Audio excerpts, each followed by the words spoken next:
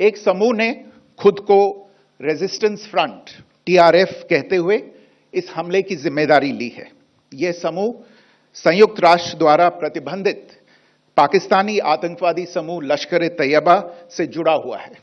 यह उल्लेखनीय है कि भारत ने मई और नवंबर 2024 में संयुक्त राष्ट्र की 1267 कमेटी की सैंक्शंस मॉनिटरिंग टीम को अर्धवार्षिक रिपोर्ट प्रस्तुत की थी, जिसमें टीआरएफ के बारे में साफ इनपुट दिए गए थे।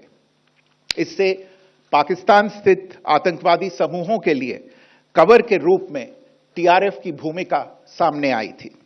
इससे पहले भी दिसंबर 2023 में भारत ने इस टीम को लश्कर-ए-तैयबा और जैश-ए-मोहम्मद के बारे में सूचित किया था, जो टीआरएफ जैसे छोटे आतंकवादी समूहों के माध्यम से अपनी गतिविधियों को संचालित कर रहे हैं। इस संबंध में 25 अप्रैल को यूएन सिक्योरिटी काउंसिल प्रेस वक्तव्य में टीआरएफ के संदर्भ को हटाने के लिए पाकिस्तान के दबाव पर भी ध्यान दिया जाना चाहिए। पहलगाम आतंकवादी हमले की जांच से पाकिस्तान के साथ आतंकवादियों के संपर्क उजागर हुए हैं। रेजिस्टेंस फ्रंट द्वारा किए गए हत्या के इस तरीके से परिवार के सदस्यों को जानबूझकर आघात पहुंचाया गया। साथ ही उन्हें यह नसीहत भी दी गई कि वे वापस जाकर इस संदेश को पहुंचा दें। यह हमला स्पष्ट रूप से जम्मू और कश्मीर में बहाल हो रही सामान्य स्थिति को बाधित करने के उद्देश्य से किया गया था।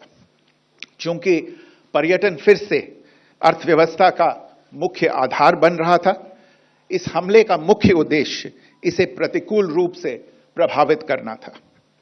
पिछले वर्ष आप सभी जानते हैं 2.25 करोड़ से अधिक पर्यटक कश्मीर आए थे। इस हमले का मुख्य उद्देश्य इसलिए संभवतः यह था कि इस संघ राज्य क्षेत्र में विकास और प्रगति को नुकसान पहुंचाकर इसे पिछड़ा बनाए रखा जाए और पाकिस्तान से लगातार होने वाले सीमा पार आतंकवाद के लिए उपजाऊ जमीन बनाने में सहायता की जाए। हमले का यह तरीका जम्मू और कश्मीर और शेष राष्ट्र दोनों में सांप्रदायिक दंगे भड़काने के उद्देश्य से भी प्रेरित था। इसका श्रेय सरकार और भारत के सभी नागरिकों को दिया जाना चाहिए कि इन प्रयासों को विफल कर दिया गया। एक समूह ने खुद को रेजिस्टेंस फ्रंट टीआरएफ कहते हुए इस हमले की जिम्मेदारी ली है। 22 अप्रैल 2025 को लश्कर-ए-तैयबा से संबंधित पाकिस्तानी और पाकिस्तान प्रशिक्षित आतंकवादियों ने भारत में जम्मू और कश्मीर के पहलगाम में भारतीय पर्यटकों पर बर्बरतापूर्ण हमला किया। 25 भारतीयों और एक नेपाली नागरिक को कायरतापूर्ण मौत के घाट उतार दिया गया। मुंबई के 26 नवंबर 2008 के हमलों के बाद यह भारत में हुई किसी आतंकवादी हमले में मारे गए आम नागरिकों की संख्या की दृष्टि से सबसे गंभीर घटना है।